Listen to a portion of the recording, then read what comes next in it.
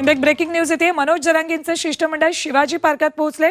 शिष्टमंडळाकडून Shivaji park या मैदानाची पाहणी केली जाते। जरांगेंच्या आंदोलनासाठी मैदानाची चाचपणी केली जाते। 3 मैदानांची पाहणी केली जाणार आहे। त्यात शिवाजी पार्क, वांद्रे बीकेसी आणि त्यानंतर आझाद मैदान या 3 मैदानांची पाहणी केली जाईल।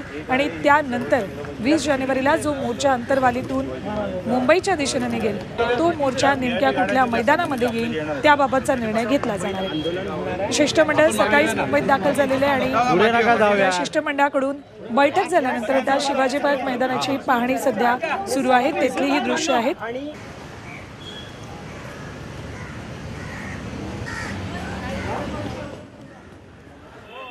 सध्या शिवाजी पार्क मध्ये हे शिष्टमंडळ आहे।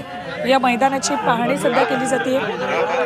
जो मोर्चा मुंबईत दाखल होणार आहे मराठा समाजाचा, त्यासाठी हे मैदान योग्य आहे का याची चाचपणी या मंडळातल्या शिष्टमंडळातल्या सदस्यांकडून केली जाते। पुढे नका जाऊ यार।